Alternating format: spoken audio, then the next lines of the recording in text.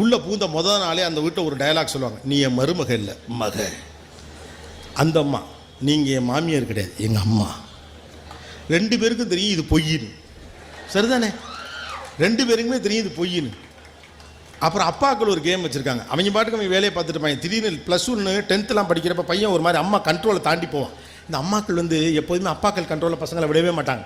அதுக்கு இன்னொரு அரசியல் இருக்குது, அதை பேச ஆரம்பித்தா மதுரை தாங்காது. ஓகே, ஆண் பிள்ளைகள் அப்பாக்களோடு சேர விடாத ஒரு பெரிய அரசியல் அம்மாக்கள் அடுப்படியிலிருந்து பிரிஞ்சு செஞ்சுக்கிட்டே இருப்பாங்க. உலகத்தின் பேரரசியல் என்னென்னவோ அதை விட பெரிய நுட்பமான அரசியல் அந்த அரசியல். இவ்வளவு காலத்திற்கு பிறகும் இவ்வளவு வளர்ச்சிக்கு பிறகும் ஆணினுடைய பெரும் தோல்வியில் அந்த சமூகத்துடைய பெரும் தோல்வி என்பது என்னன்னா, ஒரு பெண் இன்னமும் நம்புகிறாள் ஒரு ஆண் பிள்ளை தான் என்னை எதிர்காலத்தில் காப்பாற்றும் நம்புகிற அளவுக்கு தான் இந்த சமூகம் பெண்ணை வச்சிருக்குங்கிறது தான் இந்த சமூகத்தின் தோல்வியே. அதனால தான் ஆண் பிள்ளைகளை கைக்குள்ளே வச்சுக்கிறாங்க, அடுப்படியிலே வச்சுப்பாங்க. யோசிச்சு பாருங்க, அம்மாக்கள் ஃபுல்லாக டேக் ஓவர் பண்ணிடுவாங்க, அப்பாக்களுடைய பெருசாக சேரவே விட மாட்டாங்க, பார்த்துக்கிட்டே இருப்பாங்க. கிட்ட அப்பா நெருங்கினான்னு வச்சுக்கங்களேன், ஒரு நாள் என்ன நீங்கள் ஒன்றுமே கேட்க மாட்டேங்க, போகிற போக்கே சரியில்லை, அவனை எதாவது கேட்க மாட்டீங்களா நீங்கள், நமக்கு என்ன கேட்குறதுன்னு தெரியாது, நம்ம வீட்டுக்கு வேறு ஆம்பளை ஆகிட்டோம், அதிகாரம் நம்ம எதாவது கேட்டானும்ல ராண்டமாக திட்டுவாங்க அப்பாக்கள். பார்த்துருக்கீங்களா இல்லையா? சாப்பிட உட்காந்துருக்கல டக்குன்னு ஓப்பன் பண்ண, என்ன தோற போக்கே சரியில்லை, அடிச்சு மூஞ்சி வாயெல்லாம் பேத்துப்பேன் அப்படின்னா இவனுக்கு எதுக்கு திட்டாருன்னே தெரியாது, அவருக்கு எதுக்கு திட்டாருன்னு தெரியாது. Both of them did know. டக்குன்னு நம்ம கண்ணுலாம் கலங்கிடும். ஏன்னா அதிகமாக பேசாதப்பா திடீர்னு என்ன துறை போக்கு சரியில்லை, மூஞ்சிய முகரம் பேத்து முடியுன்றாரு. அப்படி கண்ணு கலங்கினவொன்னே இல்லை, திட்ட சொன்னது யார்? இப்போ இங்கே தான் அந்த அரசியல் நீங்கள் புரிஞ்சுக்கணும். டக்குன்னு அந்த அம்மா சொல்லுவாங்க, என்னங்க புள்ள சாப்பிடல இப்படி திட்டி பிடிக்கணும், டபக்குன்னு கட்டி பிடிச்சுவாங்க. அடி சண்டால பாவி, நீ சொல்லி தாண்டி நான் திட்டினேன். ஏன்னா அப்பா லேசாக கிட்ட வராரு, இவன் கொஞ்சம் நெருக்கமாயிரும் போட்டுருக்கு, அப்பங்கிட்ட சேராது சொல்லிட்டு உள்ளே கூட்டிகிட்டு போய் உங்கள் அப்பா அப்படி தாண்டா தம்பி, உன் தங்கச்சி மேலே தான் அவளுக்கு பிரியும், அவளை என்றைக்கு கொண்ட ஒழிக்கிறோமோ அன்னைக்கு தான் இந்த குடும்பம் சந்தோஷமாக இருக்கும். அப்படி எத்தனை பகையை உருவாக்குறீங்க தெரியுதா? உங்களுக்கு தெரிஞ்சோ தெரியாமலோ ஆண் பிள்ளைகளையும் அப்பாக்களையும் சேர விடுங்கள். அவன் தன் காதல் கவிதையை யார் நம்ப சொல்லுவான்? அம்மாக்களுக்கும் பெண் பிள்ளைகளுக்கும் ரகசியம் இருக்குல்ல, பேன்பாக்கில் ஏதோ பேசிக்கிறீங்கள, தனியாக 2 பேரும் குசு குசுன்னு பேசிக்கிறீங்களா, அப்பாவும் ஆண் பிள்ளையோ உள்ளே வராங்களா? தன் ரகசியத்தை பேச குறைந்தபட்சம் அம்மா என்று ஒருத்தி ஒரு பெண்ணுக்கு இருக்கிறாள். ஆண் பிள்ளைக்கு யார் இருக்கா?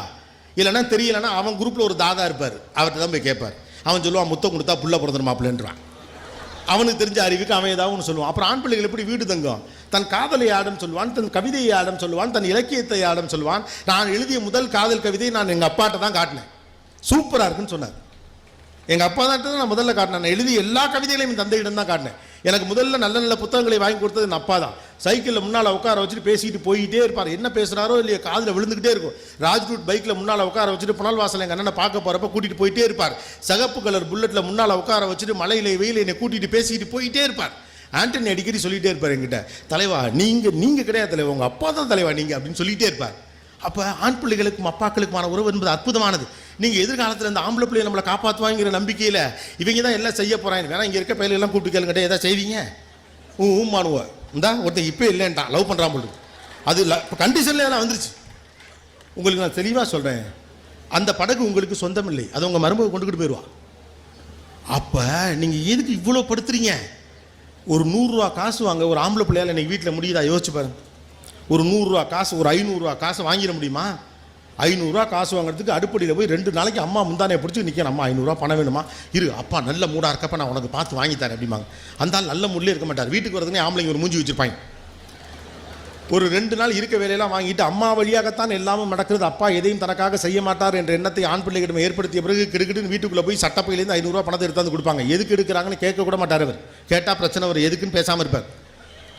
அதே வீட்டில் பொம்பளை பிள்ளை ஒன்று இருக்கும், தங்கச்சி, டூருக்கு போகிறதுக்கு 3000 ரூபா பணம் வேணும்.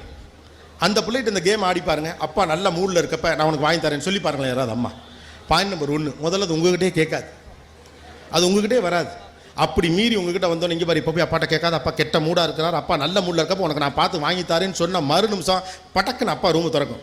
என்னப்பா மூட விட்டார் கேமில் என்னாச்சுப்பா அப்படிம்பார். டப்புன்னு போய் மடியில் உட்காந்து, ஏன்ப்பா என்னாச்சுப்பா உனக்கு அப்படின்னா, அதெல்லாம் ஒன்றும் இல்லையம்மா, அப்போ நான் டூர் போகிறேன்ப்பா, எனக்கு 3000 ருபீஸ் வேணும்ப்பா அப்படிங்க. உள்ள ஒருத்தன் 500 ரூபாய்க்கு 3 நாளாக வெங்காயம் வச்சுக்கிட்டு இருக்கான். படக்குன்னு ஒரு 3500 ரூபாய் காசு கொடுத்து 500 ரூபாய் தனியாக வச்சுக்க, 300 ரூபாய் மட்டும் அஃபிஷியலாக வச்சுக்கன்னு சொல்லிட்டு உடனே கொடுத்து உடனே சாங்ஷன் ஆகும். எது 500 ரூபா லோனுக்கு ஒருத்தன் பத்திரம் எழுதிக்கிட்டு இருக்கிறான், 3000 லோனுக்கு ரப்பர் ஸ்டாம்பு கூட இல்லாமல் ஒரு ஆள் கொடுத்துட்டான். இந்த புள்ள போகிறவ சும்மா இருக்க மாட்டான். அடுப்பில் ஒருத்தன் இப்படி வெங்காயம் உடிச்சிருக்காள், அவன்கிட்ட இந்த 500 ரூபாய் இப்படி இப்படி காட்டி இப்படி ஆட்டிட்டு போவான். வெறி வரும், முதல்ல இவ்வளோ ஒழிக்கணும்டா, இவ்வளோ ஒழிச்சா தாண்டா எங்கள் அப்பா எனக்கு காசு தருவான்னு. நீங்கள் பண்ணுற இந்த அரசியலில் என்னென்ன நடக்குது பாரு, எங்கே ஆரம்பித்தா எங்கே போயிருச்சு, இப்போ எதை பேசினேன்னு எனக்கே தெரியலையே. ஆண் பிள்ளைகளையும் அப்பாக்களையும் சேர விடுங்கள். அவனுக்கும் நல்லது கெட்டது தெரியணும். உங்களுக்கு ரகசியத்தை சொல்ல பெண் பிள்ளை இருப்பதை போல அவனுக்கு ரகசியம் சொல்றதுக்கு ஆண் பிள்ளை வேணும். திடீர்னு உடம்புல மீசம் முளைக்குதே ஏன்னு அவனுக்கு தெரியணும். திடீர்னு பருக்கள் வருதே ஏன் அவனுக்கு தெரியணும். உடலில் பல்வேறு மாற்றங்கள் ஏற்படுதே ஏன் அவனுக்கு தெரியணும். இல்லைன்னா அவன் ஃப்ரெண்டு கிட்ட தான் போய் கேட்பான், வீடு தங்க மாட்டான். ஆண் பிள்ளைகளையும் வீட்டில் இருக்கிறதுக்கு விடுங்க. நீங்க இந்த அரசியல் பண்ண போயிட்டு அவங்க 2 பேரும் சேராம அவங்க வீட்டில் எதையும் கேட்கவும் முடியாம தங்கச்சிட்ட எதையும் சொல்லவும் முடியாம மாறி மாறி போய் விடுறதுக்கு வீட்டுக்குள்ள பிள்ளைகள் தங்கணும். அதுக்கான வாழ்க்கையை விடுங்க. அதுதான்